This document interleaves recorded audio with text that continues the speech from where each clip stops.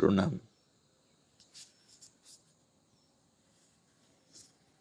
একজন লিখেছেন 50 ঊর্ধ্বে অর্থাৎ 50 বছরের উপরে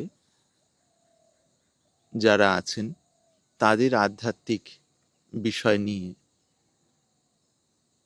কিছু যদি বলা হয়।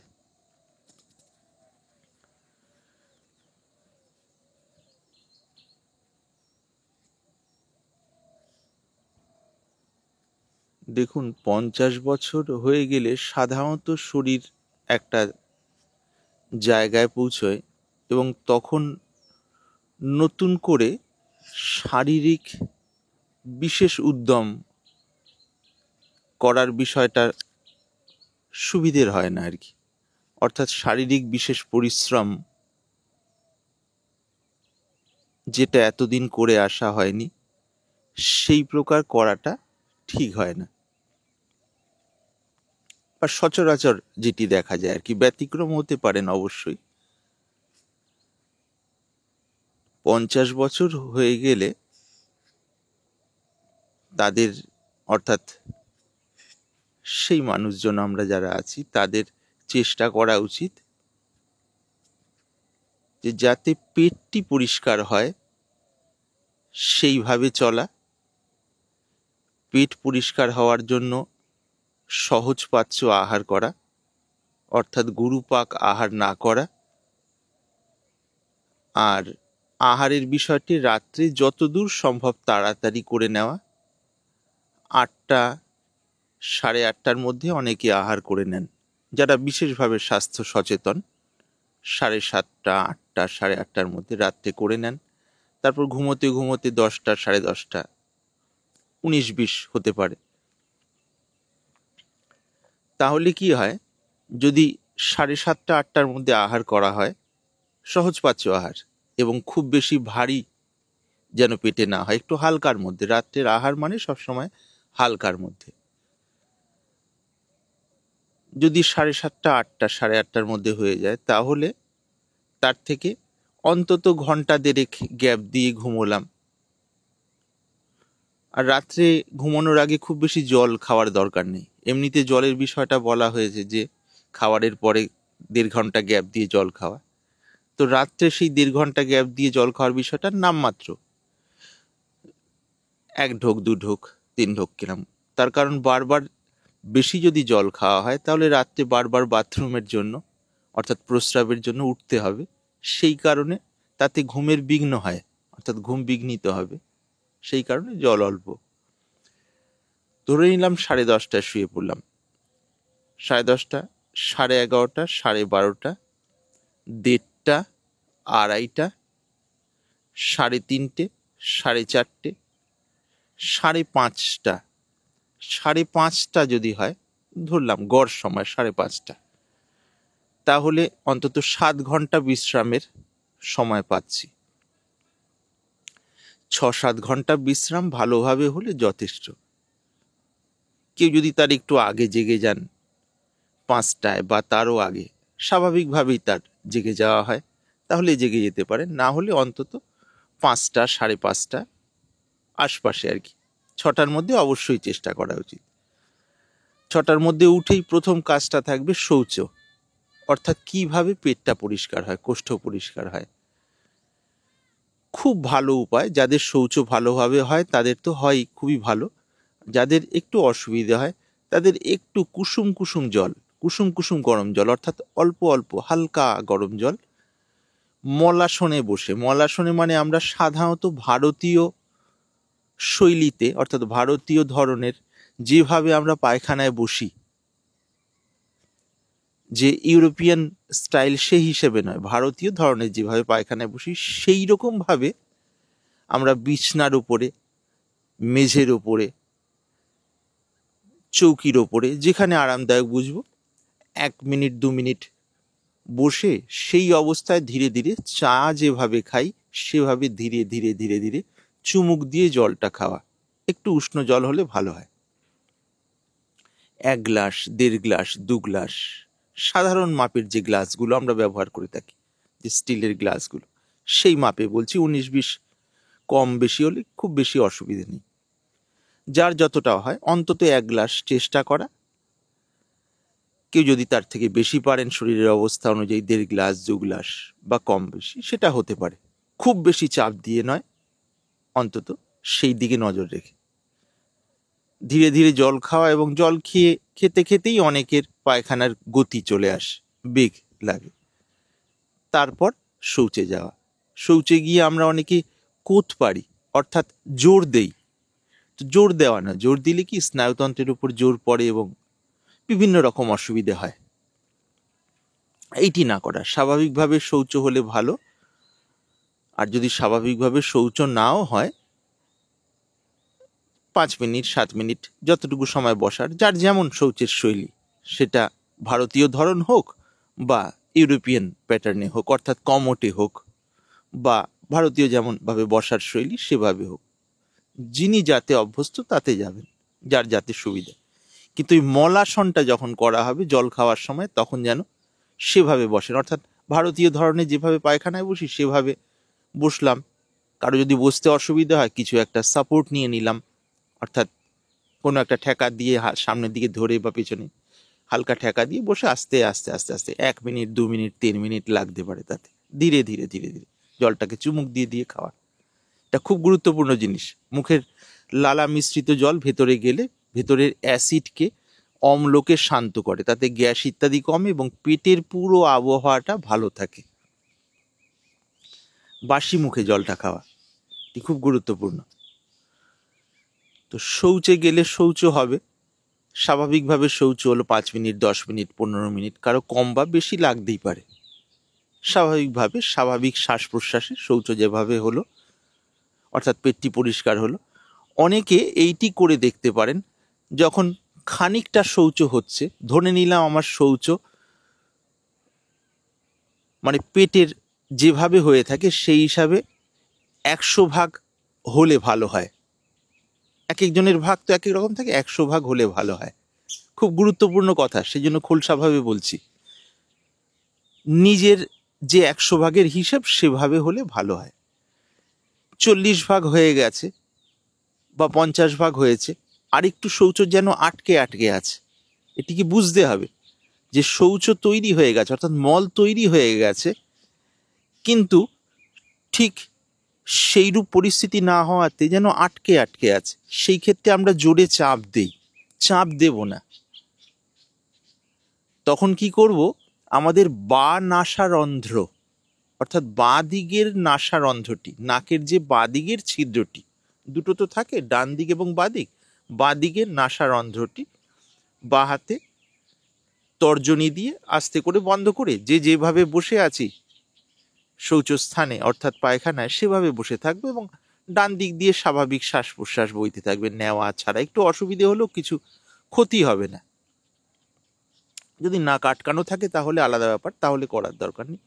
না হলে বাঁ নাসারন্ধ্রটি তর্জনী দিয়ে সুন্দরভাবে বন্ধ করে দিলাম, যেন শ্বাস প্রশ্বাস ডান দিক দিয়েই যাতায়াত করে। 2 মিনিট 4 মিনিট কম বেশি ভাবে থাকার পর দেখব যে আটকে থাকা শৌচটি, অর্থাৎ আটকে থাকা মলটি যেটি বেরোচ্ছিল না, সেটি স্বাভাবিক গতিতে অনেকের বেরিয়ে আসবে। প্রথম দিন হয়তো হলো না, দ্বিতীয় দিন হলো না, তৃতীয় দিন হলো না, এইরূপ করতে করতে আস্তে আস্তে বেরিয়ে আসে। বিষয়টি খুব গুরুত্বপূর্ণ, বুঝুন বিষয়টি। যেহেতু রাত্রে পর্যাপ্ত বিশ্রাম পেয়েছে শরীর, তখন স্বাভাবিকভাবে মল তৈরি হয়ে গেছে শৌচ হওয়ার পক্ষে, বাহ্যি হওয়ার পক্ষে। খানিকটা হওয়ার পর বুঝতে পারছি আরেকটুখানি আটকে রয়েছে, সেটা পরিষ্কার হয়ে যাওয়ার মতো, কিন্তু কোনো কারণে পরিষ্কার হচ্ছে না, নিষ্কাশিত হচ্ছে না। তখন আমরা এই বাঁ নাসারন্ধ্রটি বন্ধ করে দেব এবং ডান নাসারন্ধ্র দিয়েই স্বাভাবিক শ্বাস, সেটা 2 মিনিট 4 মিনিট 5 মিনিট 7 মিনিট কম বেশি হতে পারে। মাঝে মধ্যে যদি অস্বস্তি হয় 2-1 বার ছেড়ে দিলাম, আবার স্বাভাবিক হলো, আবার বাদিকে। এটা যখনই করব তখন আমি দেখব যে জায়গাটায় মলটি আটকে ছিল সেখানে স্বাভাবিক একটি গতি তৈরি হবে। এই ডান দিকে শ্বাস চলার কারণে গতি তৈরি হবে। হয়তো অনেকের ক্ষেত্রে কিছুদিনের মধ্যেই, মানে কিছুদিন অভ্যাস করলে আস্তে করে কোষ্ঠটি পরিষ্কার হয়ে যাবে, অর্থাৎ মলটি নিষ্কাশিত হয়ে যাবে। কোনো জোর দিতে হবে না, স্বাভাবিকভাবেই। তার কারণ ডান নাসারন্ধ্র মানে সূর্য স্বর বা সূর্য নারী, অর্থাৎ পিঙ্গলা। পিঙ্গলা এই অবস্থায় মল নিষ্কাশনে সাহায্য করে, দেখা গেছে। তবে দু একদিনেই যে হবে তা বলা যায় না। করতে করতে করতে করতে শরীরে যখন সেইটি আস্তে আস্তে বসে যায়, তখন স্বাভাবিকভাবে হয়। কিন্তু এটি যে বলার জন্য কোনো জায়গা থেকে পড়ে বলে দেওয়া হলো তা নয়, হয়, দেখা গেছে। জোর দেওয়ার দরকার নেই, স্বাভাবিক। শ্বাস যেমন বসছে, দরকার হলে একটু গভীর নিলাম ছাড়লাম, সেই অবস্থায়। অনেকে আধ ঘন্টা বসে থাকেন, কেউ হয়তো 45 মিনিট বসে থাকেন। তার থেকে ভালো এই প্রণালীতে যদি স্বাভাবিকভাবে মল নিষ্কাশিত হয়ে যায়, এইটি। তবে যখন অস্বস্তি হচ্ছে 1 মিনিট করতে, মাঝখানে একটু ছেড়ে স্বাভাবিকভাবে নিলাম ছাড়লাম, আবার ওইরকম করলাম। মুখটা কিন্তু বন্ধ থাকবে এই অবস্থায়। কোষ্ঠ পরিষ্কার হয়ে গেল, অর্থাৎ মল নিষ্কাশন হয়ে গেল। পেট খোলসা শৌচাদি থেকে নিবৃত্ত হয়ে এসে যাদের স্নান করার অভ্যাস আছে তারা স্নান করবেন। যাদের অর্ধ স্নান করার অভ্যাস আছে, অর্থাৎ নাভি পর্যন্ত, পায়ের আঙুল থেকে নিয়ে নাভি পর্যন্ত বা একটু ওই অংশ পর্যন্ত ভালো করে জলে ভিজিয়ে অর্ধ স্নান, অর্ধেক স্নান করে নেওয়ার যদি কারো অভ্যাস থাকে, তাহলে খানিকটা শীতলতা আসে। সম্পূর্ণ স্নান করার যদি অভ্যাস থাকে, যখন যেরকম শীত গ্রীষ্ম বুঝে সেই রকম জল, কখনো উষ্ণ করে কখনো স্বাভাবিক জলে, সেটা করে নিতে পারেন। কারো যদি সেই অভ্যাসটা না থাকে, হাত মুখ ধুয়ে চলে আসতে পারেন। কারো যদি সেটাও করতে অসুবিধা হয়, ঠিক আছে, যেমন সুবিধা হয় সেভাবে চলে আসা। এবং আসার পরে তখন বিছানাতেই সুন্দরভাবে বসা। কেউ যদি বিছানা থেকে পৃথকভাবে কোনো আসন করে বসতে চান, তাহলে তো খুবই ভালো। যাদের সেই বিষয়ে অসুবিধে আছে, তারা বিছানাতেই, পরিষ্কার পরিচ্ছন্ন বিছানা, সেখানে যেন আরাম করে বসতে পারা যায়। খুব যে গদি হলে তো খানিকটা ভেতরে ঢুকে যাবে বসলে, সেরকম হবে না। একটু আরামদায়ক, হালকা গদিয়ে রইল, আবার খুব বেশি ঢুকে অস্বস্তি হচ্ছে না, সেই রূপ। অর্থাৎ আরামদায়কভাবে সুন্দরভাবে বসে তখন যেটা করণীয়, স্বামী রামদেবজিকে কেন্দ্র করে যে দুটি প্রাণায়াম, অনেক কিছু তাকে কেন্দ্র করে প্রচার হয়েছে মানুষের, যে মানুষ যত বেশি কাজে লাগাতে পেরেছেন তত উপকার পেয়েছেন এবং পাচ্ছেন এবং পাবেন। তার মধ্যে দুটি, অনুলোম বিলোম এবং কপালভাতি, এই দুটি যদি কেউ প্রত্যক্ষভাবে শিখে থাকেন কোনো জায়গা থেকে, অভিজ্ঞ মানুষের কাছ থেকে, তাহলে তারা এই দুটি করবেন। খুব বেশি সময় দরকার নেই, 10 থেকে 15 মিনিট, বা প্রথমে 5 মিনিট থেকে শুরু করা যায়। যারা অভ্যাস করেন তাদের কথা বলছি না, নতুনদের জন্য বলছি। তবে প্রত্যক্ষ কারো কাছ থেকে শিখে নিলে ভালো হয়। কপালভাতিটি তো বিশেষভাবে শিখে নিতেই হবে। বায়ুর যেহেতু ধাক্কার ব্যাপার রয়েছে, অসুবিধে হতে পারে অনেক সময় উল্টোপাল্টা হলে। আর অনুলোম বিলোমটা খুব সাধারণভাবে যারা জানেন ভালো, শিখে নিতে পারলে সব থেকে ভালো। নাহলে এখানে সামান্য বলা হচ্ছে, অতি সুন্দর সোজাভাবে বসে ডান নাসারন্ধ্র বন্ধ করলাম, ডান হাতের বৃদ্ধাঙ্গুষ্ঠ দিয়ে, অর্থাৎ বুড়ো আঙুল দিয়ে ডান হাতের, সোজা হয়ে বসে, বাবু হয়ে বসতে পারলে ভালো। না হলে কেউ বাবু হয়ে বসতে অসুবিধা হলে চেয়ারেও সোজা হয়ে বসতে পারেন। তবে পাটা সরাসরি যেন মেঝেতে স্পর্শ না করে।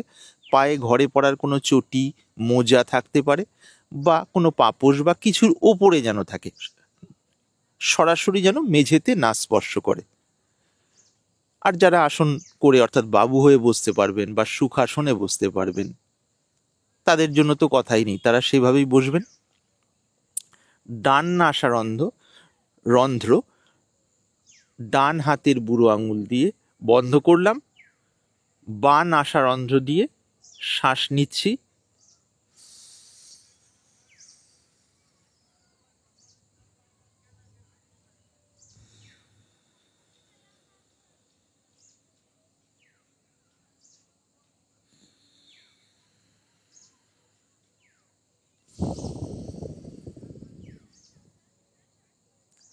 অর্থাৎ ডান নাসারন্ধ্র ডান হাতের বুড়ো আঙুল দিয়ে বন্ধ করে বাম নাসারন্ধ্র দিয়ে গভীর শ্বাস নিলাম। ততদূর নেব যতদূর আমি আরামপ্রদ অনুভব করি, অর্থাৎ আরামদায়ক অনুভব করি। বাদিকে নিলাম, বাদিকে যেই নেওয়া শেষ হলো, তখন ডান হাতের মধ্যমা এবং অনামিকা, অর্থাৎ মাঝের আঙুল এবং যে আঙুলটাতে সাধারণত আংটি পরা হয়, রিং ফিঙ্গারও বলা হয়, ইংরেজিতে রিং ফিঙ্গার বলে, বাংলায় অনামিকা, এই দুটো আঙুল দিয়ে বাঁ নাসারন্ধ্র বন্ধ করে দিয়ে ডান নাসারন্ধ্র দিয়ে ধীরে ধীরে শ্বাসটি অর্থাৎ প্রশ্বাস ছেড়ে দিলাম। বাঁদিকে যেটা নিয়েছিলাম সেটা ডানে ছেড়ে দিলাম। ছাড়াটা যখন ধীরে ধীরে ধীরে ধীরে আরামদায়কভাবে পুরো হলো, আবার যেদিকে ছাড়লাম সেদিকেই গভীরভাবে নিলাম। এইভাবে গভীরভাবে নিলাম। নেওয়াটা পুরো হওয়া মাত্র বুড়ো আঙুল দিয়ে এটিকে বন্ধ করে দিয়ে আবার সেইটি বাদিক দিয়ে ধীরে ধীরে ছেড়ে দিলাম। এতে যদি বুঝতে অসুবিধা হয় স্বামী রামদেবজির ভিডিও দেখে নিতে পারেন, ওখানে অনুলোম বিলোম খুব সুন্দরভাবে উনি বুঝিয়ে দিয়েছেন। তো এইটি অন্তত মিনিট 5 করে নেওয়া যায়। কেউ যদি বেশি করতে চান 10 মিনিট 15 মিনিট খুব ভালো, তবে প্রথম দিকে অল্প অল্প করে এগোনো ভালো। সুন্দরভাবে আরামদায়কভাবে শ্বাস নেওয়া ছাড়া, বাদিকে নেওয়া ডান দিকে ছাড়া, পুরোটা নিলাম, ধীরে ধীরে ধীরে ধীরে ভর্তি হলো, আবার ডান দিকে ধীরে ধীরে ছেড়ে দিলাম, আবার ডান দিকে ধীরে ধীরে নিলাম, আবার বাদিকে ধীরে ধীরে ছেড়ে দিলাম। এই হলো মূল কথা। এবার আঙুলের বিষয়টা, বুড়ো আঙুল আর এই মাঝের দুটো আঙুলের কথা বলা হলো, তো সেভাবে করলে ভালো হয়। কোনো কারণে যদি ভুলে গিয়ে অন্য কোনো আঙুলে করে তাতে যে বিরাট মহাভারত অশুদ্ধ হবে তা কিছু নয়। মূল কথা হলো একটি বন্ধ করব, আরেকটি দিয়ে ধীরে ধীরে পুরো নেব, নেওয়ার পর বিপরীতটি দিয়ে ধীরে ধীরে ছেড়ে দেব, আবার বিপরীতটি দিয়ে ধীরে ধীরে নেব, আবার প্রথমটা দিয়ে ধীরে ধীরে ছেড়ে দেব। এই হলো সার কথা। পুরোটা গভীরভাবে নেওয়া, আবার গভীরভাবে ছাড়া। গভীরভাবে মানে কষ্ট করে নয়, আরামদায়কভাবে নেওয়াটা এবং ছাড়াটাও আরামদায়কভাবে। এইরূপ করার সময় এবং করার পর যদি আমি শরীরে মনে আরাম বোধ করি আগের তুলনায় ভালো, তাহলে বুঝবো আমার এই ক্রিয়াটি ঠিক হচ্ছে। এইটি হলো ঠিক হচ্ছে কিনা সেইটি বোঝার সরল মাপকাঠি। এইভাবে করব। এটি হয়ে যাওয়ার পর তারা যদি কোনো জায়গা থেকে দীক্ষিত হয়ে থাকেন, তখন যদি তাদের পরম্পরা থেকে নিষেধ না থাকে, বিছানায় বসে করা নিষেধ না থাকে, তাহলে বিছানায় বসে ইষ্ট নামটি মনে মনে স্মরণ করবেন। যদি কেউ জীব নাড়িয়ে অর্থাৎ জীব নেড়ে ধীরে ধীরে ইষ্ট মন্ত্র জপ করে থাকেন, ওইরূপ অভ্যাস থাকে, তিনি সেভাবে করবেন। কেউ যদি গুরু পরম্পরা থেকে মনে মনে জপ করার কৌশল বা প্রণালী পেয়ে থাকেন, তিনি সেভাবে করবেন। কেউ যদি শ্বাসের তালে তালে মনে মনে স্মরণ করার প্রণালী পেয়ে থাকেন, সেভাবে করবেন। নিজের থেকে যেটা পেয়েছি সেটা ছেড়ে আরেকটা বেশি ভালো সেভাবে করতে না যাওয়াই ভালো, কেননা আশপাশের অনেক বিষয় রয়েছে, তো সেই জন্য যেটা পেয়েছি সেটাতে একনিষ্ঠভাবে করলেই উপকার হয় সব দিক থেকে। 10 মিনিট 15 মিনিট 20 মিনিট আধ ঘন্টা বা তার থেকে বেশি যদি পারেন খুব ভালো।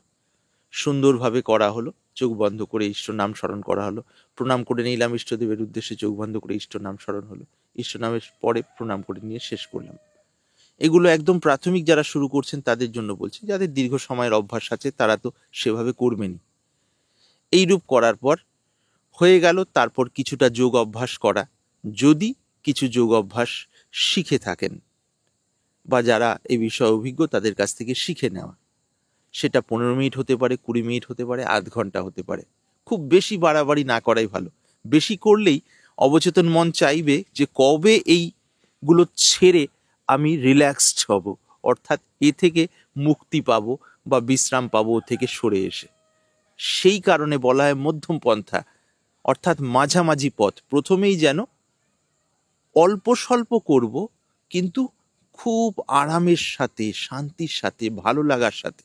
অল্প মানে যে 1 মিনিট করে ছেড়ে দিলাম সেটা নয়। যোগ অভ্যাস অন্তত মিনিট 10, 15, 20, আমার মনে হয় আধ ঘন্টার মধ্যে করলে ভালো হয় প্রথম দিকে। খুব বাড়াবাড়ি করলে অসুবিধে হয়, শারীরিক ক্ষেত্রে আর মনের ক্ষেত্রে তো হয়ই। তবে বিশেষ যোগ প্রশিক্ষকের কাছ থেকে যদি শিখে নেন সেইটি পৃথক বিষয়, সেই ক্ষেত্রে আবার বিশেষভাবে বলতে হবে আর কি। তো সেইরূপ করে তারপর নিজের যার যেমন রুটিন, সারাদিনের যেমন কাজকর্ম, তার মধ্যে যাওয়া, মনটিকে শান্ত রাখা, জেনে বুঝে খুব বেশি উত্তেজিত হতে না দেওয়া, সহজ সরলভাবে ব্যবহার, ভেতর থেকে বানানো কৃত্রিম কোনো অভিব্যক্তি দরকার নেই, লোককে খুব বেশি খুশি করারও দরকার নেই এবং লোককে ক্ষুব্ধ করারও দরকার নেই, রাগানোরও দরকার নেই। স্বাভাবিকভাবে চলতে ফিরতে স্বাভাবিক শিষ্টাচার ভেতর থেকে যেমন আসবে সেই রূপ। শুধু এইটুকু খেয়াল রাখা, এমন কোনো ভাবনা বা ক্রিয়া আমার দ্বারা হচ্ছে না তো যার দ্বারা আমার অহংটা পুষ্ট হচ্ছে বা বাড়ছে, সেইটি খেয়াল রাখা। এইটি হলো প্রাণকেন্দ্র, মূল শান্তির পাওয়ার। যে কাজ বা যে ক্রিয়া বা যে কাজ এবং যে ভাবনার দ্বারা আমাদের অহংকারটা বাড়ে মানে আমি একটা স্পেশাল কিছু, আমি একটা বিশেষ কিছু, অন্যদের থেকে আমি এই গুণের বিশেষ অধিকারী, এই জিনিস বেশি জানি, এই জিনিস বেশি বুঝি, এই ক্ষমতা, এই যোগ্যতা আমার আছে, এইরমভাবে গোপনে ধীরে ধীরে বাড়ছে না তো? যদি বাড়তে থাকে তাহলে সেই বিষয়ে সজাগ হওয়া এবং সজাগ হয়ে ওই বাড়তে থাকা ওই ভাব থেকে আলগা হয়ে যাওয়া, অর্থাৎ মনে মনে ভাবা আমি কিচ্ছু বিশেষ নই, আর 5 জন মানুষেরই মতো 2টো হাত, 2টো পা, একটি মাথা এবং প্রয়োজনীয় শরীরের অঙ্গ প্রত্যঙ্গ রয়েছে। যেটুকু আমার মনে থাকে তার থেকে বেশি আমি ভুলে যাই। ঠিক জন্মের মুহূর্তকালের অভিজ্ঞতা আমার নেই এবং কতদিন আমার শরীর থাকবে সেটিও আমি জানি না। সমস্ত রোগ, অসুখ বিসুখকে আমি নিয়ন্ত্রণ করতে সম্পূর্ণভাবে পারি না। অন্য আর 5টা মানুষের মতো আমার খিদে পায়, তাদের মতো আমার তৃষ্ণা পায়, তাদের মতো আমার শৌচাদির বেগ আছে এবং সেগুলো নিষ্কাশনের প্রয়োজনীয়তা আছে, তাদের মতো আমার বয়সের বৃদ্ধি হচ্ছে, শীত গ্রীষ্ম অনুভব তাদেরই মতো হয়, বা আনুষঙ্গিক বিষয়গুলো। তাহলে আমি বিশেষ কিসের? রইল প্রসঙ্গ কিছু টাকা পয়সা সম্পত্তি নিয়ে, সেগুলো কোনো না কোনো বিষয়কে নিমিত্ত করে ঘটনাচক্রে আজকে আমার কাছে আছে, কালকে বা ভবিষ্যতে যে সেগুলো একই রকম থাকবে সে বিষয়ে তো কোনো গ্যারান্টি নেই, অর্থাৎ নিশ্চয়তা নেই। রইল বোধ বুদ্ধির বিষয়টা মস্তিষ্ক যেমন আমার ক্ষেত্রে সহযোগী হয়েছে, সেই হিসেবে কিছু কিছু বিষয় আমার ভেতরে ধারণ হয়েছে, কিছু কিছু বিষয় নতুন নতুন স্ফুরণ হয়েছে বা হচ্ছে, এবং অনেক কিছু বিষয় আমি ভুলে গেছি বা ভুলে যাই। তো সেটা তো মস্তিষ্ক, এটা শরীরের অংশ। শরীর আবার প্রকৃতিরই একটি টুকরো বা অংশ। তো তার যে অবস্থা, তার সাপেক্ষে আমার স্মৃতিশক্তি বা স্মৃতিশক্তি বা বুদ্ধির সূক্ষ্মতা বা জ্ঞান বুদ্ধি ইত্যাদি। তো এখানে আমি চেষ্টা করে কি করলাম? যদি বলেন না আমি চেষ্টা করেছি, তাহলে আমার চেষ্টা করার পেছনে যে উইল ফোর্স, অর্থাৎ ইচ্ছাশক্তিটা শরীর সুস্থ ছিল, মন সুস্থ ছিল এবং ইচ্ছাশক্তিটা উৎপন্ন হতে পারে এবং কাজে লাগতে পারে, সেইরূপভাবে আমার এই ভূতাকাশটা, অর্থাৎ শরীরটি তো ছিল। নেচার যদি সেই ক্ষেত্রে আমার অনুকূলে না থাকতো, প্রকৃতি যদি অনুকূলে না থাকতো, তাহলে কি সেটা হতে পারতো? নাও তো হতে পারত। এইভাবে বুঝলে, এইভাবে যদি অন্তরে অন্তরে সৎ সরলভাবে বিশ্লেষণ করি, তখন অহংয়ের যেটা জোরালো ভাব, সেটা আস্তে আস্তে আস্তে আস্তে শমিত হতে থাকবে, কমতে থাকবে, কোমল হতে থাকবে। যত কোমল হবে তত আমাদের ব্যবহার স্বাভাবিক হবে, আর না হলে ব্যবহার একটা কৃত্রিম গাম্ভীর্য তৈরি হবে। কৃত্রিম গাম্ভীর্য সমান সমান অশান্তি, কৃত্রিম শিষ্টাচার সমান সমান অশান্তি, কৃত্রিম লোক দেখানো সামগ্রিক ব্যবহার সমান সমান অশান্তি।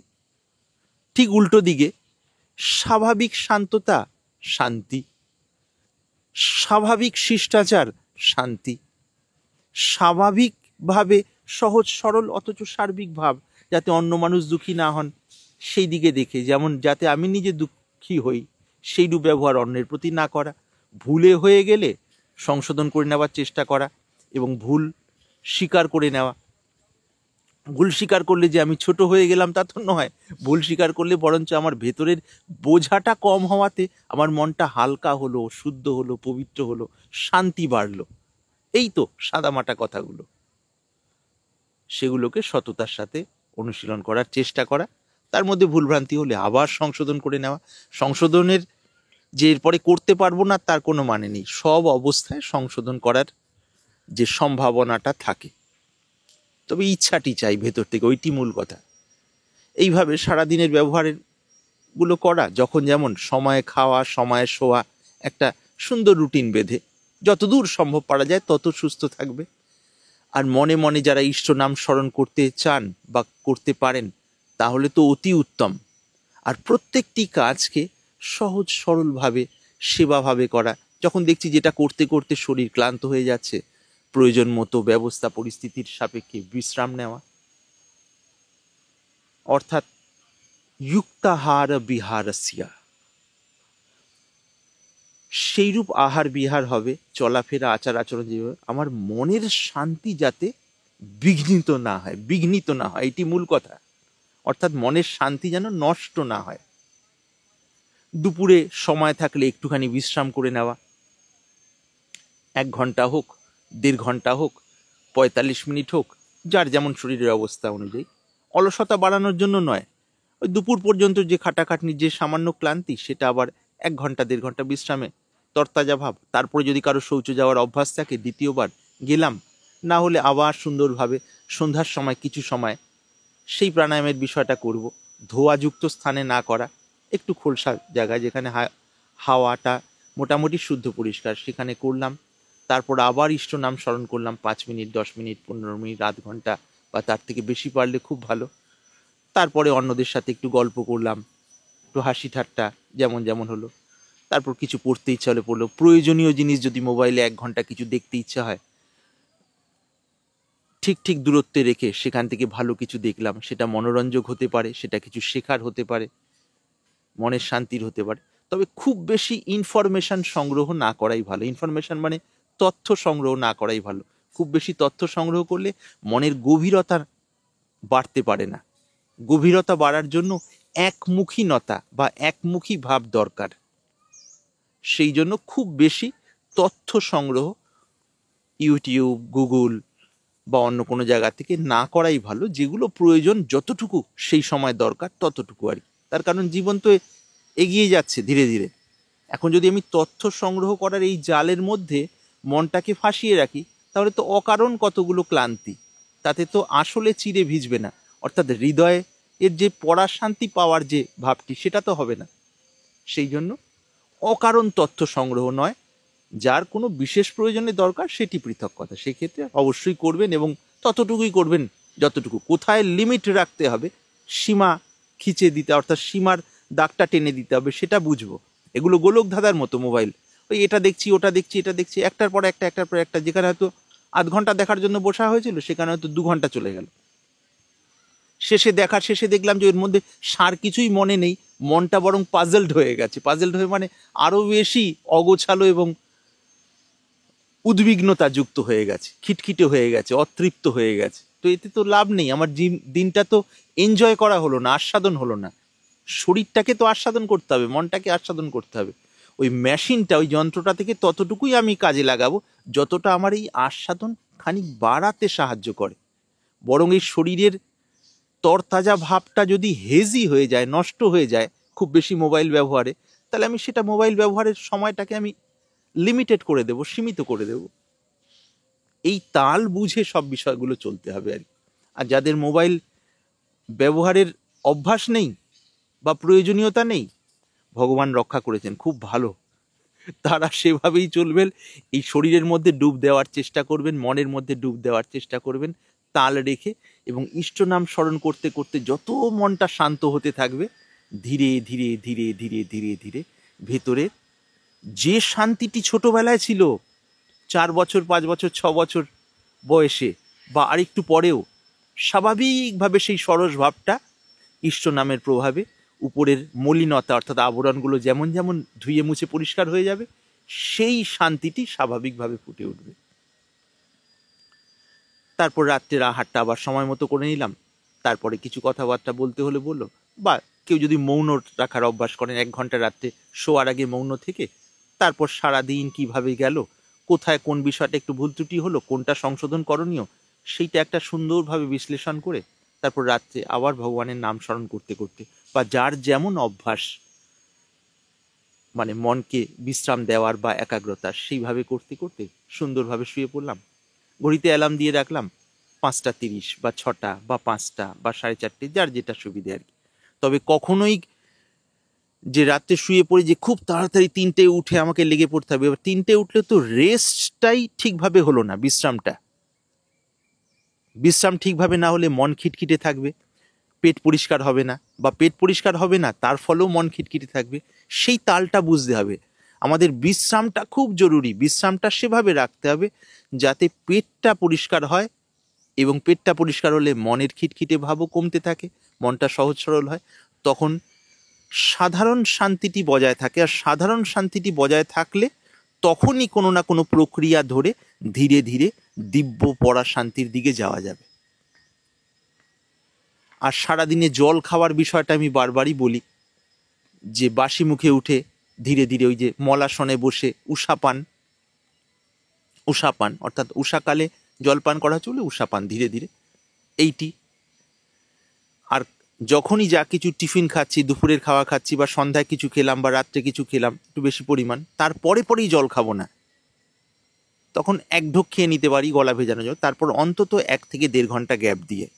বিশেষ পরিস্থিতি হলে সেটি বিশেষ বিষয়, তাহলে হজমে বিশেষভাবে সাহায্য হয়। কেননা হজমের ক্রিয়াটি ঠিক ঠিক হতে, শরীরের ভেতরে পাকস্থলীতে গিয়ে যে হজমের প্রক্রিয়াটি হয়, যা কিছু খাদ্য তার মধ্যে তরি তরকারি, ভাত, রুটি, এগুলোর মধ্যে যে জলীয় অংশ থাকে, জলভাব থাকে, সেটা যথেষ্ট সেটা হজমের জন্য। অনেকের ভুল ধারণা রয়েছে যে ঢকঢক করে 1-2 গ্লাস জল না ঢেলে দিই তাহলে হজম কিভাবে হবে, এটা ভ্রান্ত ধারণা। বরং হজমে বিঘ্ন হয়, ওই ভেতরে যে পেশাই হওয়ার প্রক্রিয়াটাতে বিঘ্নিত হয়। তাতে টুকরো টুকরো খাদ্য পাকস্থলীতে জমে থাকাতে পরবর্তীকালে অম্ল তৈরি হয়, অর্থাৎ টক ভাব, অর্থাৎ অ্যাসিড ফর্ম করে। সেটাই গ্যাসের মূল কারণ। তখন আমি ওষুধ খেতে থাকি, ওই ওষুধ যতদিন খাবো ততদিন ভালো থাকবে, ওষুধ ছেড়ে দিলে আবার যেই কি সেই গ্যাসের সমস্যা। সেই জন্য খাওয়ারের পরে গ্যাস থাকলে তাদের মনের খিটখিটে ভাব, উদ্বিগ্ন ভাব চট করে যায় না আর কি। সেই জন্য পেটের গ্যাসটাকে শান্ত করা, সেই জন্য খুব জরুরি এই জলের নিয়মটা। উষাপান, তারপর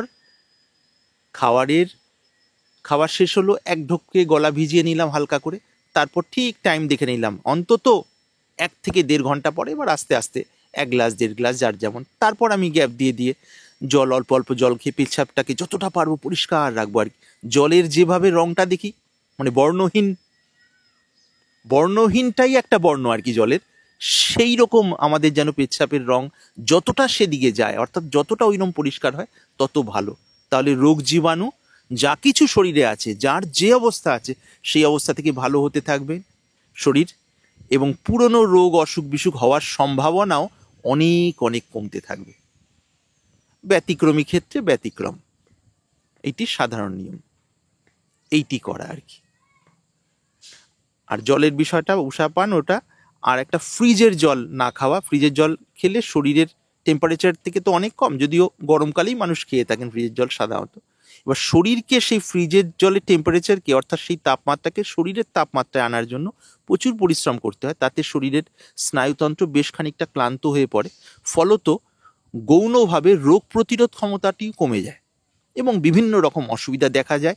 এটা দেখা গেছে। তার বদলে বরঞ্চ মাটির কলসি, অর্থাৎ জল ঠান্ডা রাখার যে জ্বালা টালা ইত্যাদি, এগুলো ব্যবহার করা ভালো, যত স্বাভাবিকভাবে আর কি। কৃত্রিম বিষয়গুলো যতদূর সম্ভব এড়িয়ে চলা, সেগুলো সাহায্য না নেওয়া, একান্ত না হলে তখন কিছু করার নেই আর, সেটি ব্যতিক্রমী ক্ষেত্র আর কি। তাহলে জলের 4টে নিয়ম: উষাপান ভোরবেলা, যেটা মলাসনে বসে, আর যাদের পেট এমনিতেই পরিষ্কার হয় তারা সাধারণভাবে বিছানায় বসে ধীরে ধীরে পান করবেন। খাবারের পরের বিষয়টা 1.5 ঘন্টা পরে, আর মাঝে মাঝে একটু একটু করে জল খাওয়া, ফ্রিজের জল না খাওয়া। আর খাওয়ারের ক্ষেত্রেও গুরুত্বপূর্ণ জিনিস আমরা অনেকেই জানি না। তরি তরকারি, মাছ মাংস খাওয়া হলো, তারপরেই হয়তো আধ ঘন্টা পরে ঢকঢক করে দুধ খেয়ে নিলাম। বিষম খাদ্য। মাছ মাংস থেকে যে সার তৈরি হয় এবং দুধ থেকে যে সার তৈরি হয়, এই দুটো পরস্পর বিপরীত। অর্থাৎ সেই বিষমতা শরীরের মধ্যে বিভিন্ন অসুবিধা, বিশেষ করে স্কিনের উপরে বিভিন্ন সাদা দাগ, অর্থাৎ চামড়ার উপরে, ত্বকের উপরে বিভিন্ন সাদা দাগ সৃষ্টি করে এবং বিভিন্ন রকম বিশৃঙ্খলা সৃষ্টি করে। সাধু সন্তরা এগুলো মেনে চলেন, সাধকরা আর কি, যারা জানেন নিজ নিজ অবস্থা অনুযায়ী কোন খাওয়ারের সাথে কোন খাবার না খাওয়া। একই সাথে ভেন্ডি এবং উচ্ছে না খাওয়া, করলা, এইটি। পারলে ত্রয়োদশীর দিন বেগুনটা না খাওয়া। দেখা গেছে ত্রয়োদশীর দিন বেগুনে এমনই একটি জার্ম অর্থাৎ জীবাণু ফর্ম করে, তৈরি হয়, যেটা শুক্রাণুকে অর্থাৎ শুক্রকে দুষ্ট করে, পলিউটেট করে। দেখা গিয়েছে এটা ছিল আমাদের ইয়েতে পঞ্জিকাতে আগে থেকে। কোনো এক বিদেশি সাহেব সেই সময় মাইক্রোস্কোপের মাধ্যমে সেই তিথিতে, যখন ত্রয়োদশী তিথি লাগছে, তখন বেগুন কেটে দেখা হয়, তার মধ্যে মাইক্রোস্কোপে দেখা যাচ্ছে হ্যাঁ সেই তিথির যোগ অনুযায়ী তখন ওই জীবাণুটা ফর্ম করছে। ওই তিথি শেষ হয়ে গেলে ওটা ইনঅ্যাক্টিভ হয়ে যাচ্ছে, অর্থাৎ ক্রিয়াহীন হয়ে যাচ্ছে, ক্রিয়াশীলতা নষ্ট হয়ে যাচ্ছে ওই জীবাণুর। সেই জন্য ত্রয়োদশীতে পারলে বেগুনটা এড়িয়ে চলা। শুক্রাণু বা শরীরের সার তত্ত্বকে দুষ্ট করে, খারাপ করে, পলিউটেড করে, অর্থাৎ দূষিত করে আর কি। এইটি আরও বহু রয়েছে পঞ্জিকাতে, তো সেগুলো যদি কেউ মেনে চলতে পারেন তো খুব ভালো, কেন প্রত্যেকটির কারণ রয়েছে আর কি। যদি সেগুলো না পারেন, আমি বলবো, এটা ব্যক্তিগত অভিমত, অন্তত ত্রয়োদশীর দিনটা বেগুনটা না খাওয়া খুব ভালো হয় এটি আর কি। অকারণে তর্কের দিকে না যাওয়া, যেটি উপকারী হবে বলে মনে হচ্ছে শাস্ত্র জ্ঞান এবং নিজস্ব অভিজ্ঞতা এবং মহাপুরুষদের বাক্য থেকে, সেটি জানালাম। বিষম খাদ্যগুলো, একের অপরের বিপরীত খাদ্যগুলো যদি জেনে থাকেন আমাদের দৈনিক দিনচর্যার মধ্যে, সেগুলো এড়িয়ে চলা যতদূর সম্ভব। যেটা যেটা মনে পড়লো চট করে বলে, ভেন্ডি আর উচ্ছে একসাথে না খাওয়া, এই বিষয়গুলো। তৈলাক্ত খাবার খাওয়া হলো, তারপরেই দুধের কোনো কিছু খেয়ে নেওয়া হলো, এটা পরস্পর বিষমতা, অর্থাৎ ভেতরের সমতা নষ্ট করে। সমতা নষ্ট করলে বিভিন্ন ব্যাধির সূচনা হয় সেখান থেকে আর কি। এটা পারলে আরো বিস্তৃতভাবে কোনো জায়গা থেকে জানা, এ বিষয়ে আমাকে বলতে গেলে ভিডিও অনেক বেড়ে যাবে আর কি। আর গরম কোনো খাদ্যের উপরে ঠান্ডা কোনো খাদ্য না খাওয়া, তাহলে শরীরের ভেতরের ভারসাম্য নষ্ট হয়, আবার রোগ প্রতিরোধ ক্ষমতা কমে যায়, বিভিন্ন ব্যাধি ঢোকে এবং বিভিন্ন অসুবিধে। ঠান্ডার উপরে বরঞ্চ গরম চলতে পারে বাধ্যতামূলকভাবে, কিন্তু গরমের উপরেই ঠান্ডা চট করে না খাওয়া, এরকম অনেক ব্যাপার রয়েছে আর কি। এগুলো খুঁটিনাটিভাবে বলার বিষয়। তো সামগ্রিকভাবে বললাম, এখান থেকে আশা করি যারা যথার্থই সারগ্রাহী এবং ইচ্ছুক, তারা অবশ্যই সার গ্রহণ করবেন, সেইভাবে শরীরটাকে সুস্থ রাখবেন, মনটাকে সুস্থ রাখবেন এবং ক্রমশ এই সবের মূল যে উদ্দেশ্য, সেই পরা শান্তির দিকে এক পা করে এগিয়ে যাবেন। জয় গুরু, আমার প্রণাম নেবেন।